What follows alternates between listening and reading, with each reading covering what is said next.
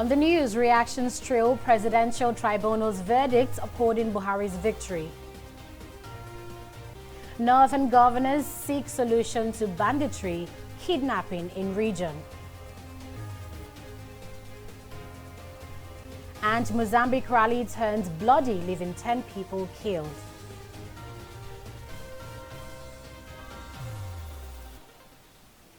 You're watching news now on TV360 Nigeria. Many thanks for joining us. I am Annetta Felix. President Muhammadu Buhari has hailed the decision of the Presidential Election Petitions Tribunal, which dismissed the PDP's petition against his election victory. In a statement by Special Advisor, President Buhari dedicated his victory to Nigerians and praised the judiciary for what he described as a fair ruling. However, disagreeing with the president is the People's Democratic Party, PDP, which has vowed to appeal the judgment in court. This next report has more. Who's the authentic winner of the February 23rd presidential election? The Presidential Election Petition Tribunal joined voices with the Independent National Electoral Commission to echo Muhammadu Buhari. When INEC first announced President Buhari winner of the February 23rd poll, the People's Democratic Party and its candidate Atiku Abubakar swore to go to court. They approached the Presidential Election Petitions Tribunal, alleged the results were manipulated, and called over 60 witnesses to defend their claim. On Wednesday, however, the five-man panel of the tribunal, led by Justice Mohammed Garba, dismissed the petition of the PDP, ruling that he could not prove their claim beyond reasonable doubt. APC National Chairman Adams Oshiomhole couldn't hide his delight over the news. They suspected that they were cheated, and they be reassured that they were not cheated. It's just that they were not preferred. And the good news, they have a chance another day. They had a chance for 16 years. We are just doing 4.5. And so I don't think they will grumble us. So I appreciate them for going to court, and I'm happy that nobody is going to resort to self-help. If at this level we are leading by example, I expect people below to also lead by example so that disputations and contestations are settled in court and not on the streets. Reacting to this, Ikenga Ugochinyere, spokesperson of the Coalition of United Political Parties, CUPP, condemned the judgment and described it as a loss for the country. Our brothers who have been held hostage by poverty, bandits, killed daily, and now in coma, as the appeal courts have used today's judgment to deny them a savior and foisted on them a leader who was not eligible for presidential office. The nation is the loser today, not Atiku Abubakar or the opposition. But Oshiomhole has magnanimously called for both parties to work together.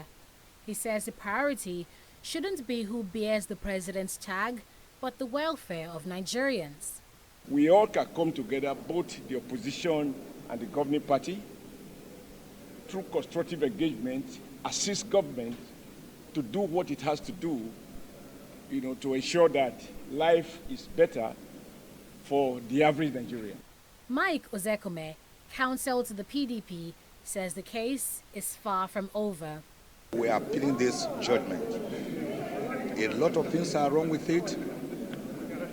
Poor evaluation of evidence, non-evaluation of evidence, misplacement of exactly what the case of the petitioners is.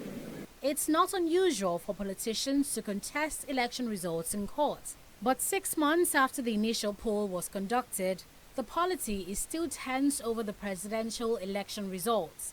With the PDP's decision to appeal the tribunal's ruling, it doesn't look like the dust will settle anytime soon. Annetta Felix, TV360, Nigeria. It's not just political stakeholders that have been reacting to the judgment of the Presidential Election Tribunal. Residents of Nigeria's capital, Abuja, have also been sharing their views on the verdict of the tribunal. Sunji Oye has that story. After about 170 days of legal fireworks at the Presidential Election Tribunal in the suit filed by the People's Democratic Party candidate Atiku Abubakar challenging the election of President Muhammadu Buhari of the APC.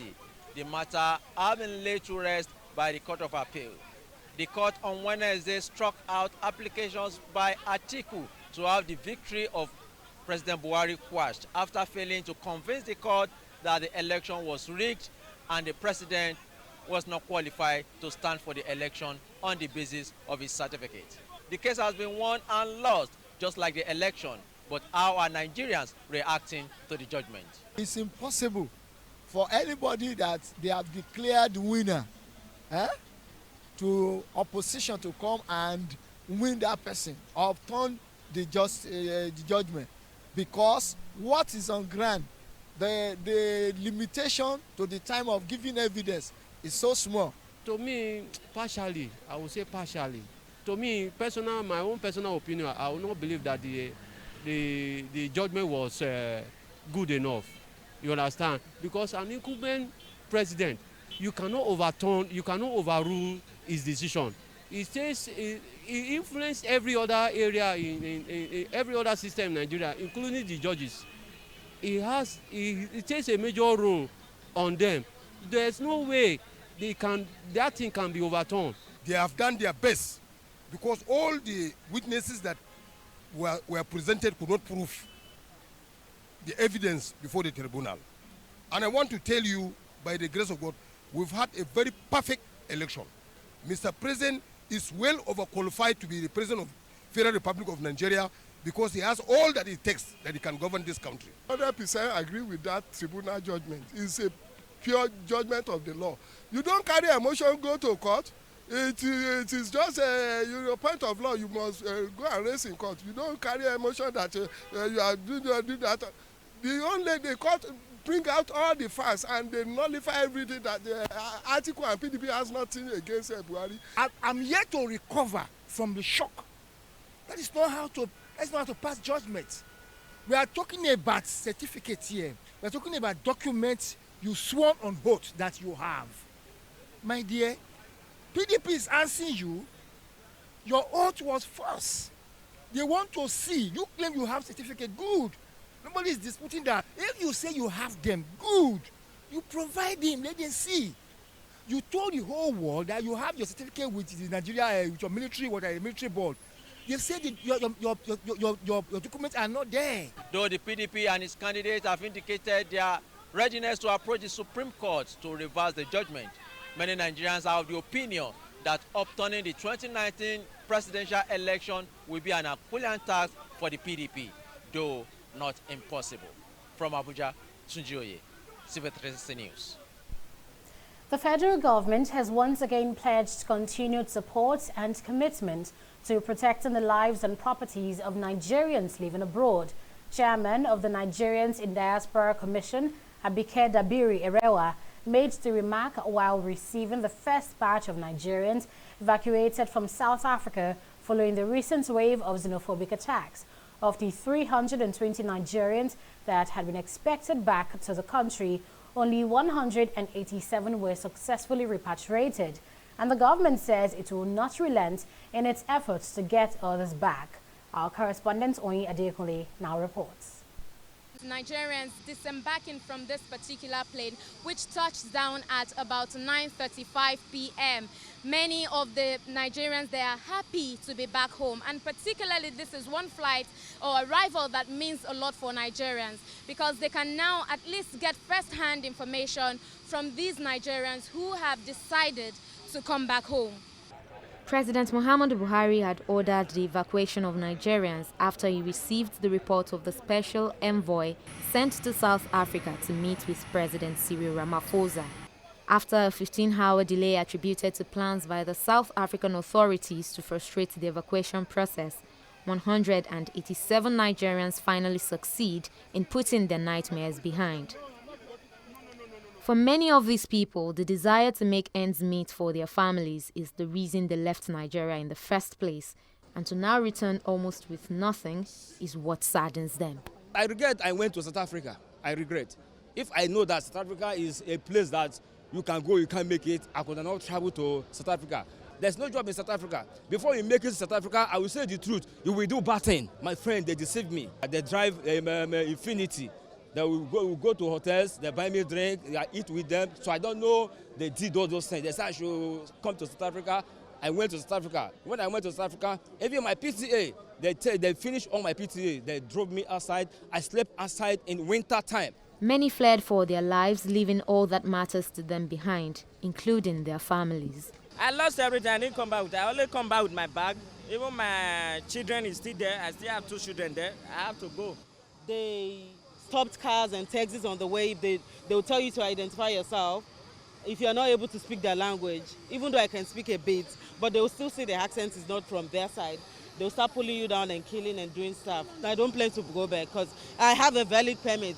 So coming back means cancelling it, and they cancelled my permit and my child's permit. Others who couldn't hold back their anger also recount their losses. I was doing fine before I left this country in 2016. But when I went there, it was like a trap. I was begging for food because that place, you will just be hearing the money, but it's not easy to make money. But when you find a place where you are making money, making profit, they want to envy you. They want to rob you, even with ordinary Nokia touch. They almost shoot me because of one phone somebody gave to me. I did not buy it. I have to run for my life, and people were still in the market. People are still there, buying and selling, and they want to rob me because me, I'm a foreigner, and they were watching me, which is very bad. So much blood has been shed in South Africa, especially during elections. It pained me because I see my other humanity brothers being slaughtered by these heinous people that should be locked out for life. We made a mistake by freeing South Africa, I'm telling you. These people, they are very, very, very brutal. They are brutal. When they come after you, not even the police can save you. Chairman of the Nigerians in Diaspora Commission, Adike Dabiri-Erewa, got the returnees very excited as she assured them of government support and plans to end the attacks on innocent Nigerians. There is money for transportation to take them home.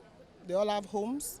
Then we've given them SIM cards, airtime that will last about 2 months, almost about 40,000 naira worth of airtime, and communication is key. That is very important. And then Bank of Industry has offered some empowerment programs, training programs, and those who want to do their businesses or trade, the Bank of Industry, they will communicate with them and then also train them. So that is also there for the long run. And then the process of reintegration will continue. We'll stay in touch with them and ensure that the process of reintegration will be positive and effective. Well, the Minister of Foreign Affairs will continue to engage with his counterparts and other relevant agencies in South Africa, and then I'm sure at the presidential level conversations will go on.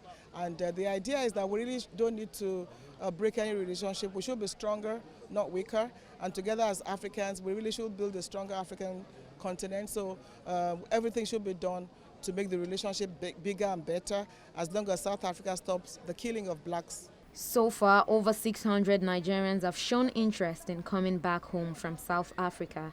The Nigerian mission says it is currently working together with Air Peace to know when the next repatriation flights will arrive. Oyi Adekunle, TV360, Lagos. Meanwhile, the chairman of Air Peace Limited, Allen Oyema, says he's willing to offer more free flights as many times as possible to ensure that every Nigerian willing to return home from South Africa is evacuated. He says this is very important for him and his company to protect Nigeria's global reputation. Our people were being dehumanized over there, and I thought to restore the dignity of this nation, something must happen. So I decided to move in there to evacuate our citizens, to restore the pride of this country. And we've been able to show the world that nobody can break the resolve of Nigerians. Nobody can break the resolve of Nigerians to live together as one nation.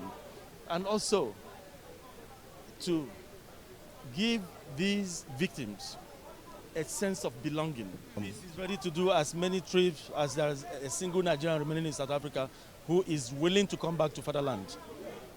Governors of the 19 northern states have held an emergency meeting over the state of insecurity in the region. The meeting, which took place in Kaduna, had in attendance governors of Plateau, Niger, Jigawa, Zamfara, Kwara, Katsina and Borno states, among others.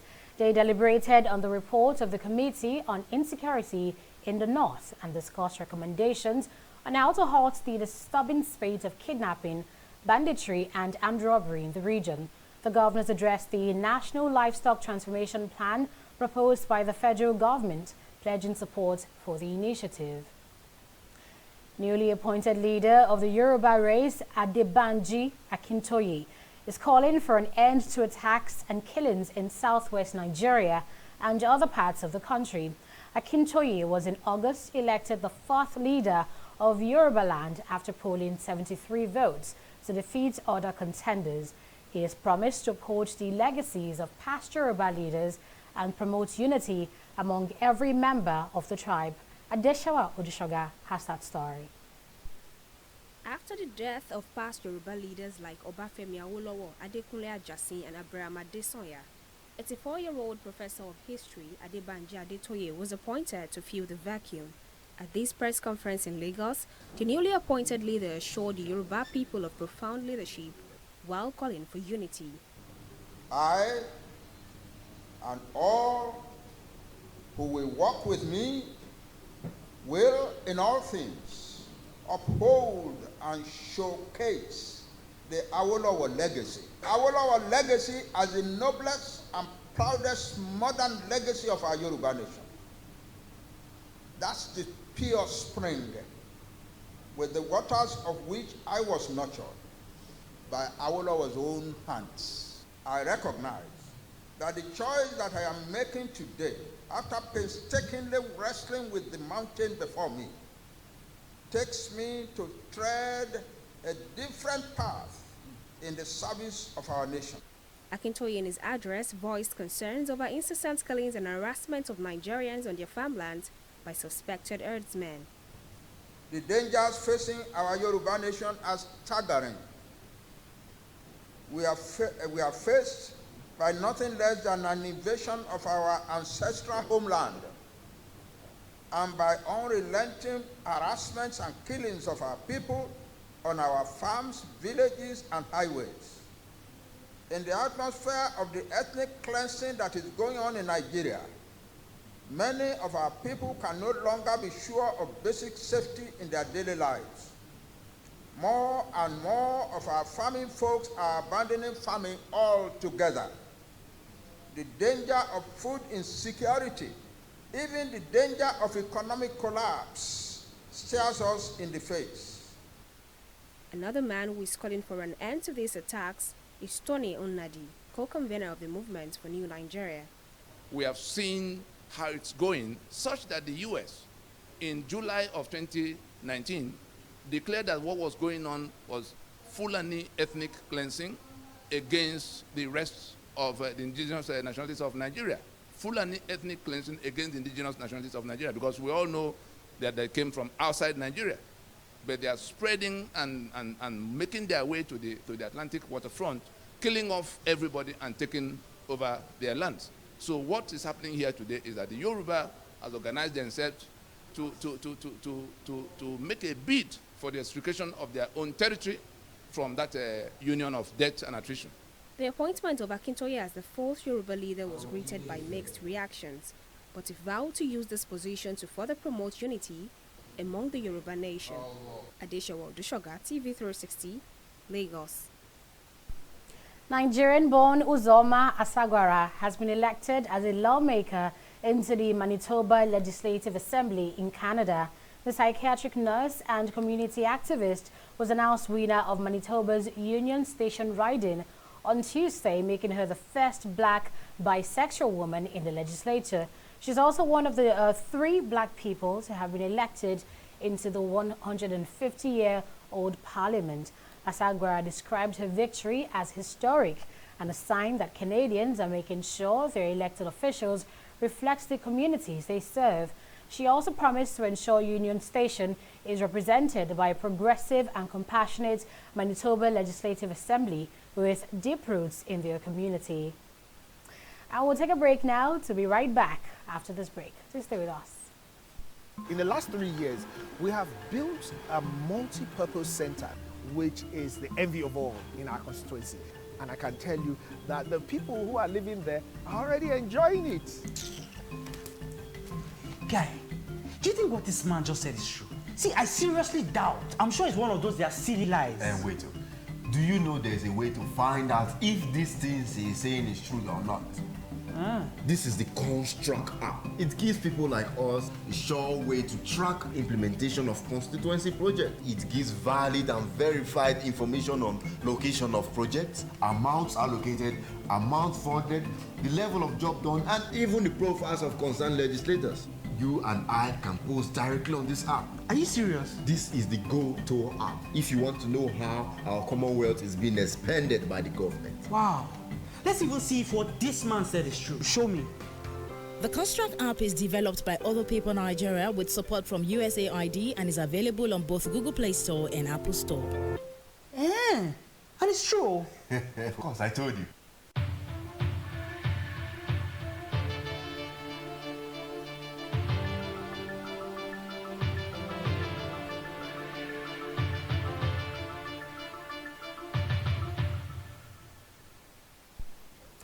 You're welcome back, and we have Onyi Adekunle standing by for business stories. Hello, Onyi. Hi, Aneta. Please bring us up to date on the meeting of the TUC and the federal government.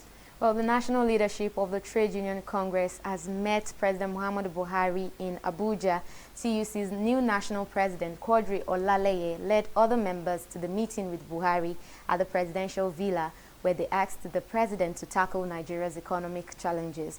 The Minister of Labour and Employment, Chris Ngige, assured the TUC that the president has been working to better lives through the National Social Investment Program. Other issues that we discuss is also how to benefit from the new African Continental Free Trade Agreement signed. We have also explained to Mr. President why we should be an exporting country instead of being a consuming economy, where everybody will turn our country to a dump yard. Also, we discuss about how to improve the economy, as to reduce the level of poverty in the country, which Mr. President has also promised to do something urgent. Also, we mentioned about the need to improve on the security in the country, and also how to reduce the unemployment level in the country. The economy is showing some growth, but we are not impressed with the speed of that growth or the quantum of growth that is there. So we are trying to do something for job creation. Apart from the fact that we have a National Social Investment Program, we need to actually trigger off something that will create more jobs. We'll take a look at activities on stock markets after this break.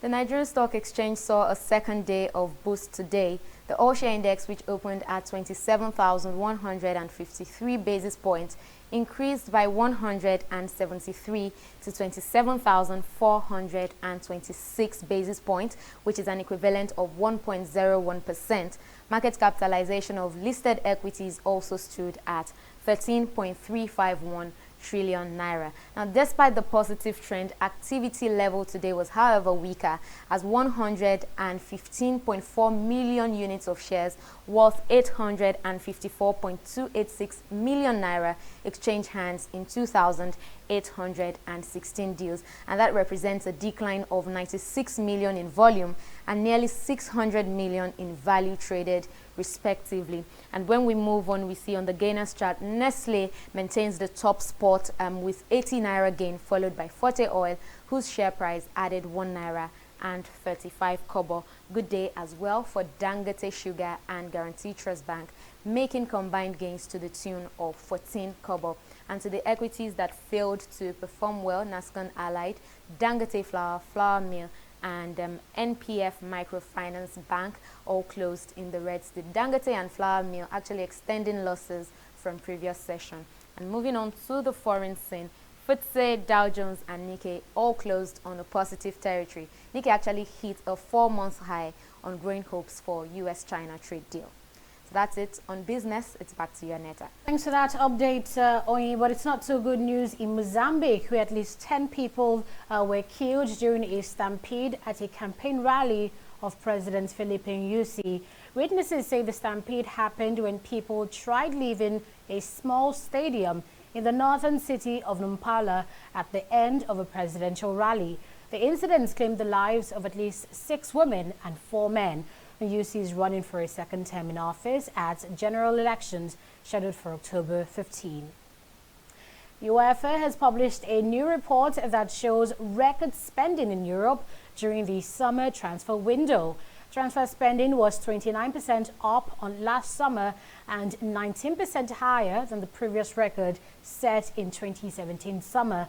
80 clubs were involved in the group stages this year, 32 clubs in the Champions League and 48 in the Europa League. They spent a combined 3.98 billion euros, an increase of 55% from the summer window of 2018.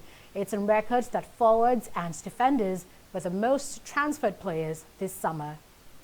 And that's all for now on News Now on TV360 Nigeria. I am Anetta Felix. Thanks for watching.